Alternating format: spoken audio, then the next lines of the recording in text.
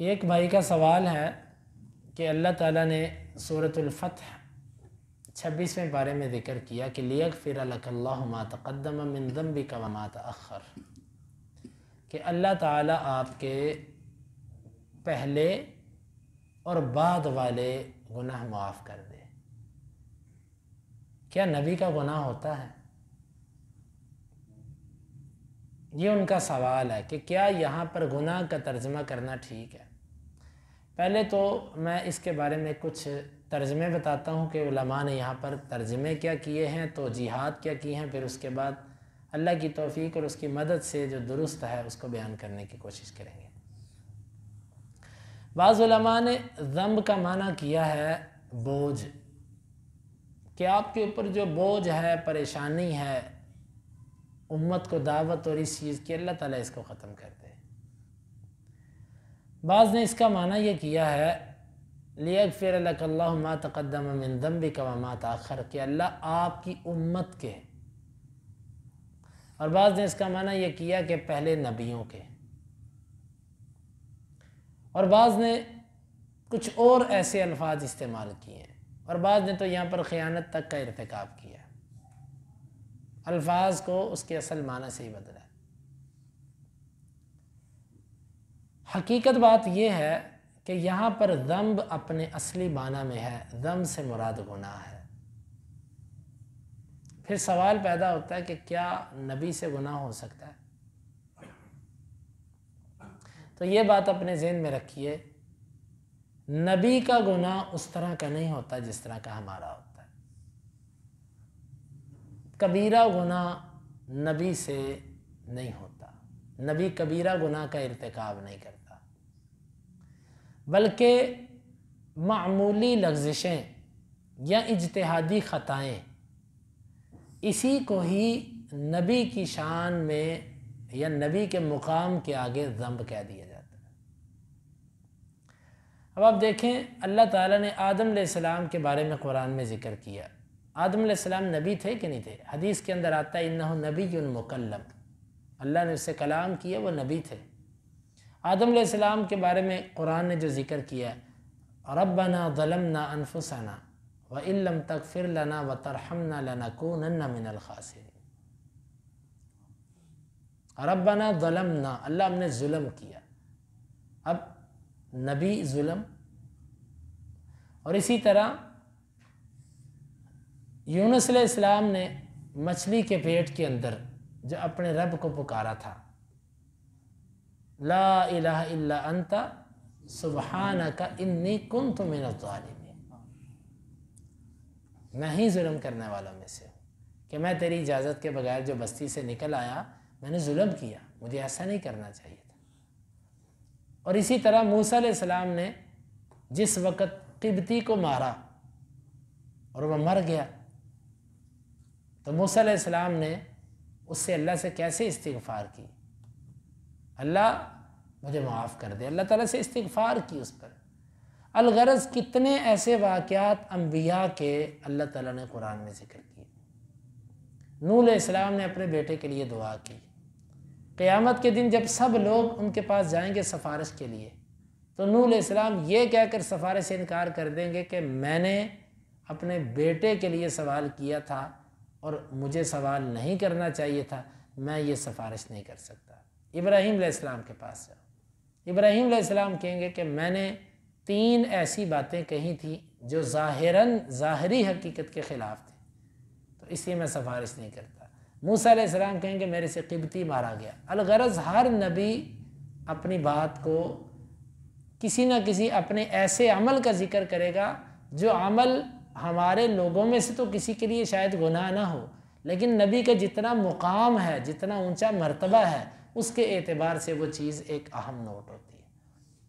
آپ اس تمہید میں یہ بات بھی سمجھیں، جس کا رتبہ جتنا زیادہ قریب ہو، اس سے معمولی سی لغزش بھی ہو جائے تو لوگ کہتے ہیں یار آپ سے تو ایسا نہیں ہونا چاہیے، عام بندہ کر جائے تو خیر ہے، لیکن آپ سے ایسا نہیں ہونا چاہیے۔ تو یہ سمجھیں کہ انبیاء کے ذنب اور انبیاء کی غلطیاں کیا ہوتی ہیں۔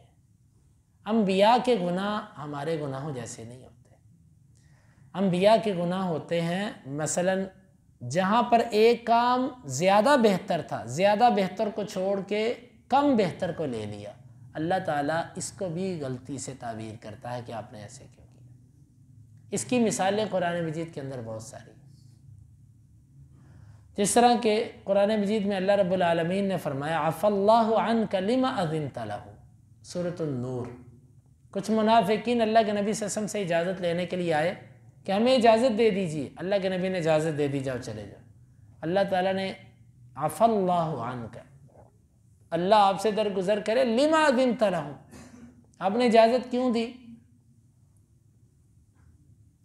آپ اجازت نہ دیتے یہاں تک کہ آپ کو پتہ چل جاتا ہے ان میں سے سچا کون ہے اور جھوٹا کون ہے۔ اور اسی طرح بدر کے موقع پر آپ نے جو قیدی پکڑے تھے، ان قیدیوں میں ابو بکر صدیق کی رائے آپ نے پسند کی، اور آپ صلی اللہ علیہ وسلم نے ابو بکر صدیق رضی اللہ عنہ کی رائے کے مطابق جزیہ لے لیا، فدیہ لے لیا ان سے، اور ان کو چھوڑ دیا، اور اگلے دن آپ رو رہے تھے۔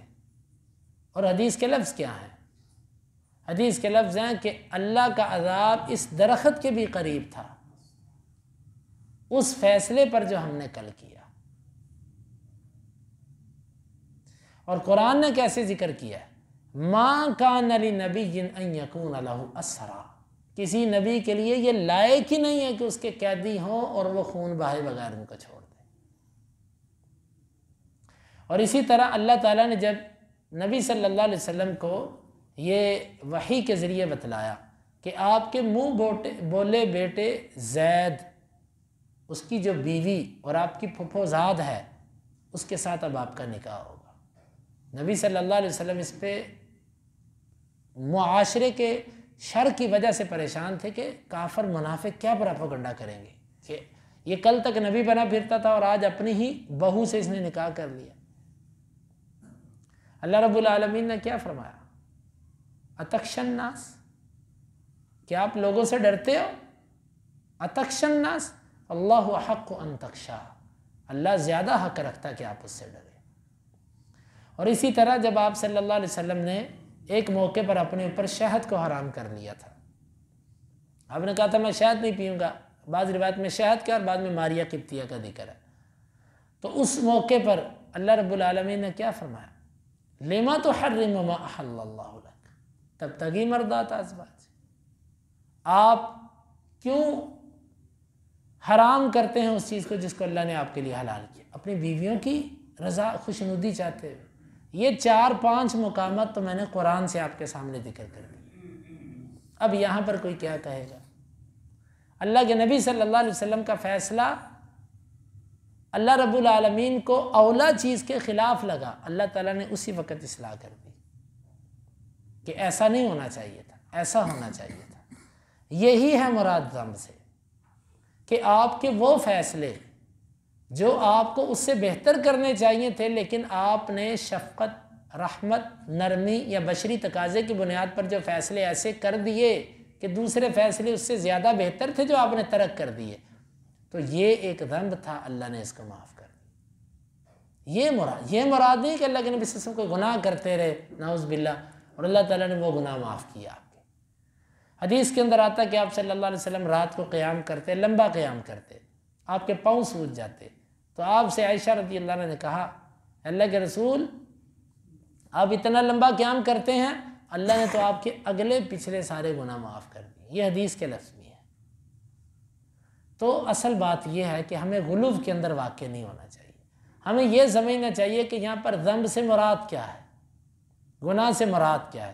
یہ بعض لوگ ہیں وہ تو اتنا مبالغے کے اندر اور اتنا یعنی کہ وہ اس حد تک جاتے ہیں کہ وہ یعنی اتنا وہ شعور نہیں رکھتے کہ بھئی ذنب کا لفظ اگر آیا ہے تو نبی کے ذنب میں اور ہمارے ذنب میں فرق ہے، نبی کا گناہ ہمارے گناہ جیسا نہیں ہے، بس یہ جو چند باتیں قرآن نے ذکر کی ہیں انہی کی طرف اشارہ ہے کہ آپ سے جو کوئی ایسے فیصلے، ایسے معاملات سرزد ہوئے، اس کو اللہ تعالیٰ نے معاف کر دیا۔ تو لہذا یہاں پر ذنب سے مراد گناہ ہی ہے، لیکن گناہ سے مراد کیا ہے؟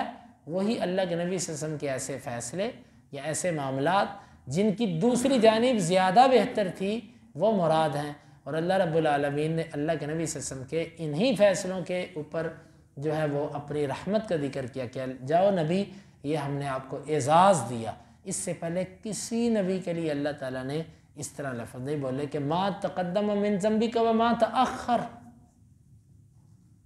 یہ اللہ کے نبی صلی اللہ علیہ وسلم کا اعزاز ہے. تو اس سے اس طرح کی چیزیں ہی مراد ہیں. اللہ رب العالمین سے دعا ہے کہ اللہ تعالیٰ ہمیں حق سمجھنے کی اور اس پر عمل کی توفیق عطا فرمائے.